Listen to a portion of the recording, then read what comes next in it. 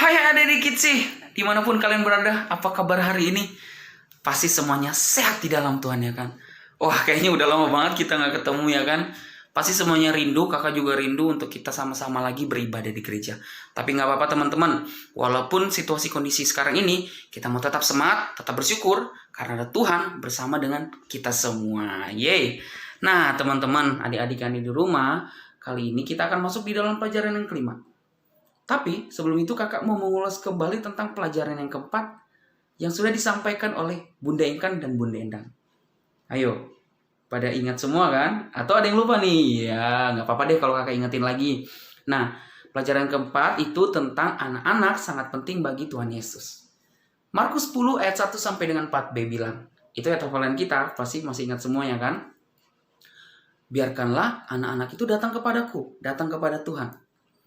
Jangan halang-halangi mereka, karena orang-orang seperti itulah yang empunya kerajaan sorga, adik-adik. Nah, adik-adik yang ada di rumah nih, walaupun kita masih kecil, walaupun kita masih imut-imut, tetap percaya diri, jangan minder deh. Kita itu sangat penting bagi Tuhan Yesus. Kita tuh sangat berharga bagi Tuhan Yesus. Jadi, kita juga bisa dan pasti bisa menjadi berkat bagi banyak orang. Nah, langsung aja nih kita akan masuk di dalam pelajaran yang kelima tentang umat Tuhan menghormati Tuhan. Tapi seperti biasa ada ayat hafalannya. Seperti apa ayat hafalannya? Yuk kita lihat hafalannya. 2 Korintus 9 ayat 7b sampai 8. Sebab Allah mengasihi orang yang memberi dengan sukacita. Dan Allah sanggup melimpahkan segala kasih karunia kepada kamu, supaya kamu senantiasa berkecukupan di dalam segala sesuatu, dan malah berkelebihan di dalam berbagai kebajikan. Oke, jadi itu adalah ayat hafalan kita di pelajaran yang kelima ini. Jadi adik-adik, kakak harap semuanya dapat mengingat ayat hafalan itu dengan baik. Ada gerakannya, pasti mudah lah dalam mengingatnya ya kan. Oh ya kakak hampir lupa nih adik-adik. Kali ini kakak gak sendiri. Kakak ada teman kita juga nih. Udah dikenalan di awal pelajaran. Siapa namanya? Ya namanya Sam. Sam ini punya cerita menarik nih teman-teman. Waktu dia mengantarkan hadiah di suatu tempat yang jauh banget dari sini nih, dia ketemu dengan teman baru yang luar biasa banget. Yuk kita dengar ceritanya. Hai, aku Sam. Dan ini kisahku. Apa kamu pernah memberi hadiah kepada orang lain? Atau apa kamu pernah memberikan sesuatu yang sulit kamu berikan? Memberi adalah hal yang luar biasa. Dalam salah satu perjalananku, aku bertemu seorang anak laki-laki dari Afrika Barat yang ayahnya sedang sakit keras. Ibunya hanya bisa memperoleh sedikit nafkah untuk keluarga mereka dengan menjual arang. Suatu hari ia diberi bola sepak, sesuatu yang sudah diinginkannya sejak dulu. Saat ia menyadari bahwa sekolahnya tidak memiliki bola, ia menyumbangkan bola miliknya agar semua anak di sekolahnya bisa menikmati hadiah tersebut. Setelah ia menerima hadiah, ia menjadi ingin memberi. Wah, luar biasa banget ya adik-adik, kisah yang sudah Sam bagiin buat kita. Di mana teman kita yang di Afrika Barat sana, dia itu dapat hadiah. Tapi dia rela untuk memberikan hadiah tersebut buat sekolahnya yang tidak ada bola. Supaya teman-teman di sekolahnya juga bisa bermain bola sama bareng-bareng dengan dia. Padahal dia gak tahu tuh. Aduh kapan lagi aku bisa dapat hadiah kayak gitu. Tapi yang lebih luar biasa banget. Di akhir cerita yang sudah saya ceritakan tadi. Malah dia apa? Semakin semangat untuk memberi. Wah luar biasa banget. Kali ini kakak akan menceritakan kisah yang di Alkitab juga. Yang akan berhubungan juga dengan kisah yang udah saya bagiin buat kita. Yuk kita buka Markus 1 ayat 16 sampai dengan 20. Oke, kakak beri 5 detik untuk mengambil Alkitab dan sekaligus membukanya. Ayo. 1, 2, 3, 4, 5. Oke. Sudah semua ya. Karena ayatnya cuma 5, di sini cuma 5 ayat doang. Jadi kita nggak apa-apa kita baca sama-sama. Yang bisa baca bisa sama-sama baca, yang belum bisa baca menyimak aja nggak apa-apa. Perikopnya bilang Yesus memanggil murid-murid yang pertama. Mulai, ketika Yesus sedang berjalan menyusur danau Galilea, ia melihat Simon dan Andreas, saudara Simon. Mereka sedang menebarkan jala di danau, sebab mereka penjala ikan. Yesus berkata kepada mereka, "Mari ikutlah aku, dan kamu akan kujadikan penjala manusia." Lalu mereka pun segera meninggalkan jalannya dan mengikuti dia. Dan setelah Yesus meneruskan perjalanannya sedikit lagi, dilihatnya Yakobus anak Zebedeus dan Yohanes saudaranya sedang membereskan jala di dalam perahu. Yesus segera memanggil mereka dan mereka meninggalkan ayahnya Zebedeus di dalam perahu bersama orang-orang upahannya lalu mengikuti dia. Ini adalah kisah di mana Yesus memanggil murid-murid yang pertama, adik-adik. Ada kisah yang menarik banget, ada hal yang menarik banget nih. Bagaimana murid-murid merespon panggilan Tuhan. Coba kita baca dari mulai ayat 17. Yesus manggil. Yesus berkata kepada mereka, kepada si Simon dan Andreas. Yesus berkata kepada mereka, "Mari ikutlah aku dan kamu akan kujadikan penjala manusia." Ayat 18. Lalu mereka pun segera meninggalkan jalannya dan mengikuti dia. Jadi Yesus datang terus manggil, "Ikut aku. Mari ikutlah aku." Mereka langsung meninggalkan jalannya terus ikut dia. Ikut Tuhan Yesus. Padahal mereka gak tahu nih. Mau kemana. Mau ngapain gitu. Mereka gak tahu. Yang mereka tahu adalah mereka akan dijadikan bukan lagi menjadi nelayan. Mereka akan dijadikan penjala manusia di situ. Mereka gak tahu mau tidur di mana nanti. Mau makan apa nanti. Padahal mereka mungkin pikir di situ. Secara mungkin kalau kita manusia berpikir, aku kan nelayan gitu. Aku bisa makan hasil yang aku tangkap, aku bisa menjual kembali apa yang sudah aku tangkap ya kan. Berarti bisa juga kenyang buat diri sendiri dan juga bisa menghasilkan juga. Yang pasti buat kita juga sejahtera juga ya kan. Tetapi yang dilakukan oleh Simon dan Andreas ini enggak. Dia langsung meninggalkan jalannya dan ikut Tuhan Yesus. Lalu murid selanjutnya lagi, waktu Tuhan Yesus berjalan sedikit dari tempatnya Simon dan Andreas itu, mereka ketemu dengan Zebedeus, anak-anak Zebedeus, yaitu Yakobus dan Yohanes. Baru ayat 20, Yesus segera memanggil mereka. Simak baik-baik tuh. Dan mereka meninggalkan ayahnya Zebedeus di dalam perahu bersama orang-orang upahannya, lalu mengikuti siapa? Mengikuti dia. Ini luar biasa juga nih. Anak-anak Zebedeus yaitu Yakobus dan siapa? Si Yohanes. Mereka ninggalin ayahnya bersama dengan upahannya. Upahannya berarti si Zebedeus adalah orang yang bisa dibilang lebih dari cukup, mungkin bisa dibilang kaya nih adik-adik, karena mereka punya karyawan. Tetapi anak-anak Zebedeus di sini, mereka meninggalkan ayahnya, mereka meninggalkan pekerjaan mereka mau ikut Tuhan Yesus.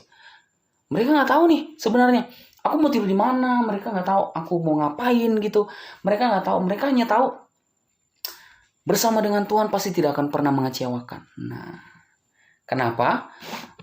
Tuhan Yesus yang akan memelihara mereka. Tuhan Yesus yang akan menjaga mereka. Tuhan Yesus yang akan mencukupkan segala sesuatu.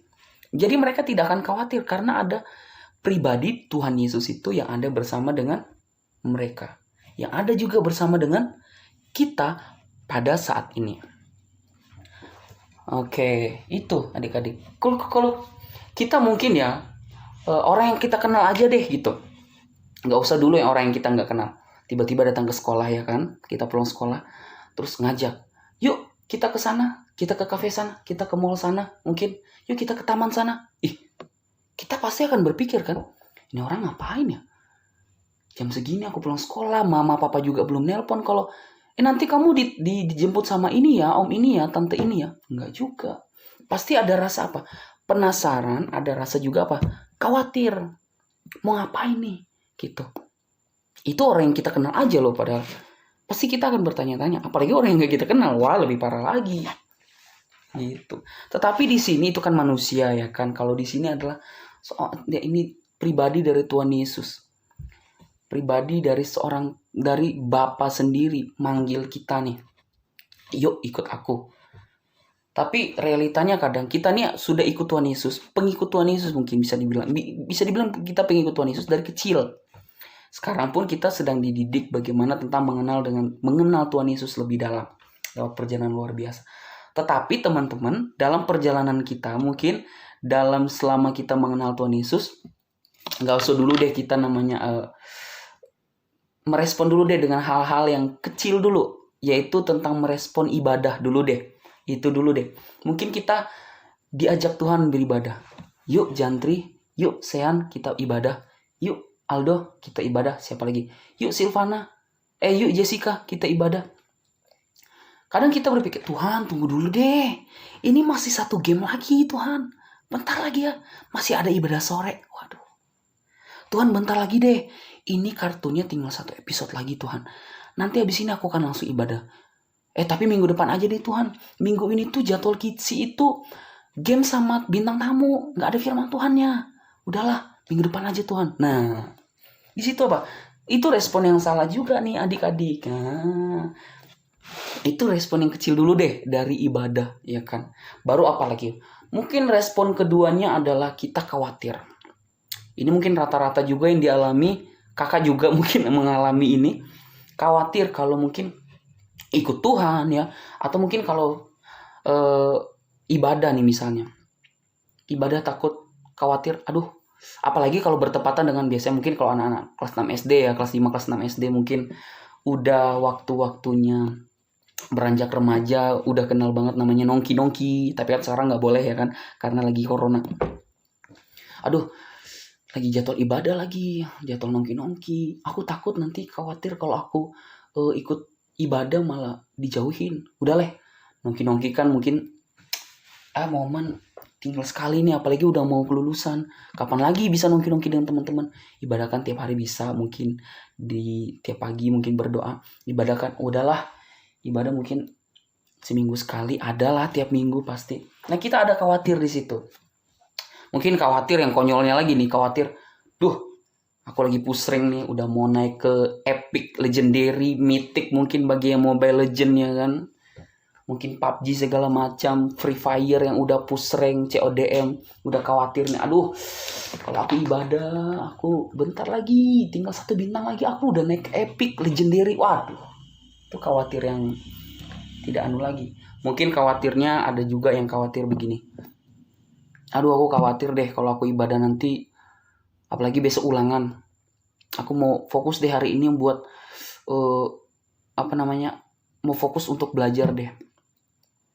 Nah, teman-teman, adik-adik kan di rumah, kalau kita belajar dan kita mengutamakan Tuhan juga, kita sambil berdoa, wah, pasti kita akan lebih lagi hasil kita daripada kita hanya belajar saja tanpa berdoa, tanpa mengutamakan Tuhan. Kalau kita mengutamakan Tuhan, ibadah kan berapa sih? 2 jam. Bahkan Kitsi berapa? 40 menit doang. Ya kan? Sehari berapa sih? 24 jam. Ya 12 jam potong waktu istirahat lah. 6 jam potong waktu istirahat. Banyak waktu teman-teman sebenarnya. Tapi untuk Tuhan kan waktunya ya itulah. Hanya 2 jam 40 menit bahkan. Masa kita gak bisa sih meluangkan waktu? Ada kekhawatiran kita di situ. Apalagi kalau soal apa? Memberi. Nah, ini kita belajar juga dari tadi teman kita yang dari Afrika Barat sana. Dia berani memberi hadiah yang satu-satunya mungkin dia udah gak bisa lagi, mungkin akan dapat lagi secepat itu. Apalagi kondisi keluarganya yang bisa dibilang miskin. Tetapi dia rela untuk memberikan itu. Dan apalagi dia malah tambah untuk apa? Semangat untuk memberi lagi, teman-teman, adik-adik yang di rumah. Berarti sama dengan respon dari murid-murid ini. Murid-murid dari Tuhan Yesus ini, mereka tidak khawatir. Mereka mau makan apa, tidur di mana, mau alas bantal mereka batu kek, mau tidur di pasir kek, sekalipun ya, rumput kek. Tetapi kalau mereka bersama dengan Tuhan Yesus, mereka akan tenang. Karena apa? Mereka akan dipelihara oleh Tuhan. Memberi, teman-teman, memberi bukan hanya berbicara tentang uang, enggak. Memberi berbicara juga tentang hidup kita. Apa yang sudah Tuhan percayakan? Apa? Talenta, ya. Tuhan percayakan apa? Mungkin kita bisa main musik, ya kan? Kita persembahkan untuk Tuhan. Apa yang sudah Tuhan percayakan buat kita, kita pakai untuk kemuliaan nama Tuhan. Kita pakai untuk menjadi berkat bagi banyak orang. Jangan khawatir kekurangan. Kalau kita memberi dengan sukacita, Tuhan Yesus akan memberikan kita malah lebih dan lebih lagi. Ini juga ayat hafalan kita nih, yang tadi kita sudah baca kan. 2 Korintus. Kok kakak jadi lupa ya? 2 Korintus. Sorry. 2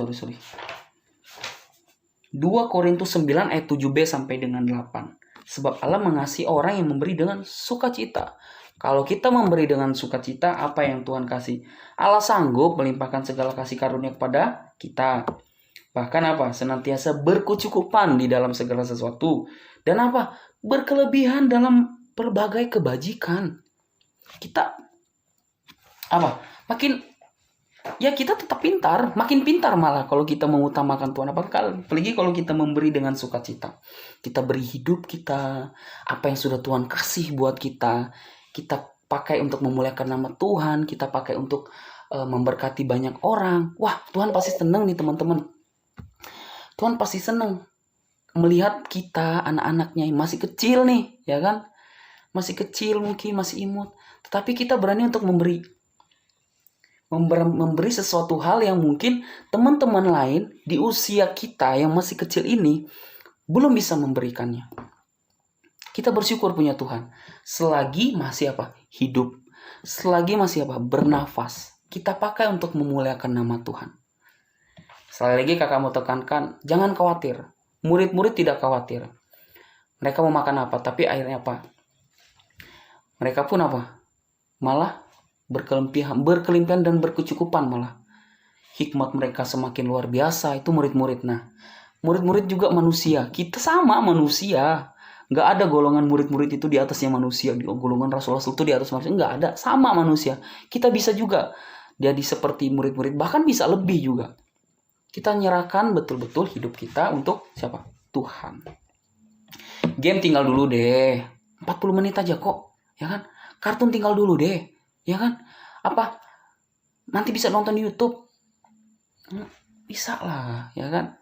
Apa yang sudah Tuhan percayakan buat kita nih, sekali lagi teman-teman, adik-adik yang di rumah, pakai untuk memuliakan nama Tuhan. Beri dengan sukacita, tidak bersungut-sungut. Ini gara-gara Kak Kristo nih, akhirnya aku beri deh. Nih aku beri talentaku deh. Bersungut-sungut namanya kayak gitu, enggak. Dengan tulus hati. Kalau bersungut-sungut malah nggak diterima Tuhan. Malah nggak mengindahkan hati Tuhan, malah jadinya. Ya. Oke teman-teman, terima kasih buat udah join, udah ikut di dalam ibadah online ini. Terima kasih juga sudah mengikuti firman Tuhan ini, kiranya dapat memberkati kita semua. Kita akan tutup di dalam doa segala rangkaian ibadah kita dari awal sampai dengan akhir ini. Kita sama-sama berdoa buat Tuhan. Kita sama-sama berdoa kepada Tuhan. Terima kasih Tuhan, kami bersyukur atas anugerah yang Tuhan berikan pada kami, kesempatan yang Tuhan sudah berikan kepada kami, sehingga kami boleh ada sampai saat ini. Tuhan, kami sudah memuji nama Tuhan, saat ini juga kami sudah mendengarkan firman Tuhan, menguatkan kehidupan kami ya Bapa. Di dalam masa kecil kami bisa mampu memberikan yang terbaik buat Tuhan. Walaupun kami masih kecil, kami bisa mampu juga memberkati banyak orang. Dan kami mampu juga menjadi berkat bagi banyak orang. Terima kasih Tuhan. Ajarlah kami untuk memberikan yang terbaik, untuk merespon panggilan Tuhan, merespon apa yang sudah Tuhan percayakan dalam kehidupan kami dengan baik. Masa depan kami, orang tua kami, usaha pekerjaan orang tua kami, sekolah kami serahkan ke dalam tangan Tuhan. Kami percaya pengharapan kami ada di dalam Tuhan. Terima berkat Tuhan dan penuh ucapan syukur. Tutup segala rangkaian ibadah Kitsi di hari ini. Dalam nama Tuhan Yesus Kristus mengucap syukur. Haleluya. Amin. Bye-bye. Sampai jumpa di lain kesempatan. Sampai jumpa juga di minggu depan. Yeay.